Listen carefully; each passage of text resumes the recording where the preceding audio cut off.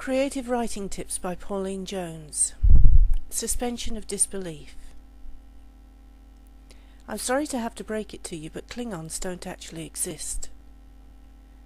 The thing is that although they are fictional, they are so realistic that they have become embedded in our culture, and there's now even a Klingon language. Believing in something unreal for the purpose of fiction is called suspension of disbelief. All fiction writing is just that. It is fictional. It is down to the writer to visualize his world so convincingly that for the duration of the story, the reader is fully immersed in that fictional world. The creation of credible worlds often involves research, hard work. Before I started my time travel stories, I did a lot of investigation into the nature of time and the possible ways that time travel could exist one day, the possibilities of effect before cause, causality loops and so on. Then I started to visualize. If time travel were possible, what would people do with it? Visit their loved ones that have died, fast forward a cure for cancer, change the past, kill Hitler and Stalin?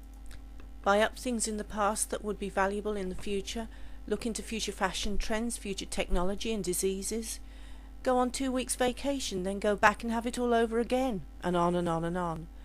So now I have some ideas for stories, but I don't have the rest of my world. This is where we come back to suspension of disbelief. If you want your reader to believe the unbelievable part of your story, you must make everything else familiar and ordinary. In science fiction, you're asking your reader to believe that people can travel to distant worlds in spacecraft to visit aliens. That's a lot to swallow. So how are you going to make your story believable?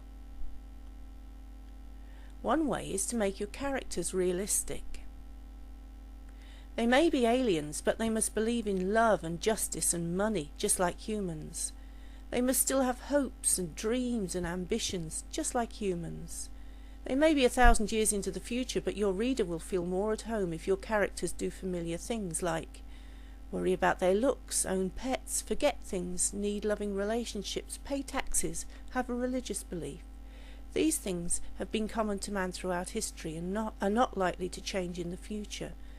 Throw in other familiar things. For example, your characters may be 1 billion light years from Earth, but they still drink coffee, or better still, beer. It is easy for the bad guy to be the weak part of the story.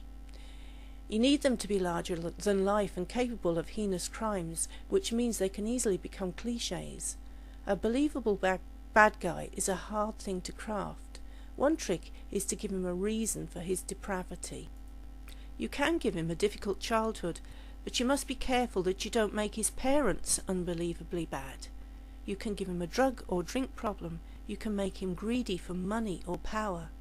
You can twist his thinking, or you can just make him plain evil. We know that some people, such as history's dictators, have actually chosen that course.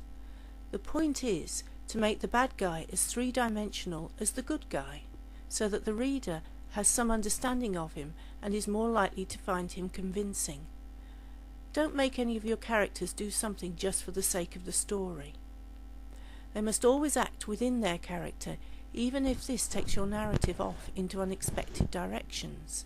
The more three-dimensional your world is, the more believable it will be. If your characters have just awoken from 100 years of cryosleep, try to imagine their mouths feeling like sandpaper, their backs aching, their stomachs hollow but nauseous at the same time. How desperate they would be for a shower and to get rid of the smell of 100 years. In other words, make them human.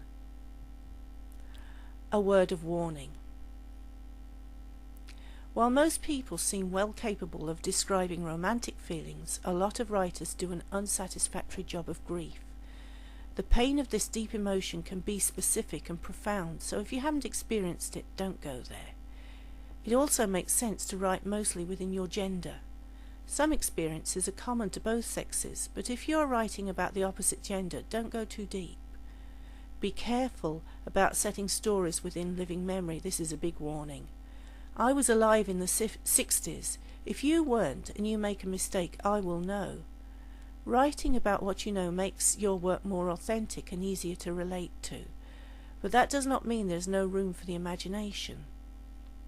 In science fiction, for instance, no one has ever actually travelled at warp speed, or visited other inhabited worlds or met aliens. But we do know that vast distances would be involved in space travel, and we know of hundreds of planets that exist outside our solar system, with thousands of images from the Hubble spacecraft. And there is even a new science called exobiology that speculates about the kind of life that could live on other planets. Do the research and use this knowledge as it applies to the background of your story, and it will feel much more authentic. This applies to other genres too. If you're doing a murder mystery, research the forensics. If you're writing about a doctor, make sure you're totally familiar with the diseases he is treating. If you're doing a historical novel, get the details right. This is very important. Make sure you're in the right era, with the right moral and religious outlook. And most importantly, the right social history. Make absolutely sure that you know how people lived in the era, social class and ethnic group that your story is set in. Small touches such as describing a meal or a wedding would add authenticity. It is not a good idea to set your story in a location you've never been to. If you set your romance in a paradise island, go there, do the research and take me with you. Or relocate it somewhere you have been, preferably somewhere you know well. In all aspects of writing, it is the details that count. Get them right and you will have a rock-solid story. Well, I hope this information was useful to you. Don't forget to check out my family-friendly sci-fi adventure story, A Future Fairy Tale. It's available on Amazon.com or my own website, cozyread.com. And my art website is at neweyesartists.com. I wish you well in your writing, and bye until next time.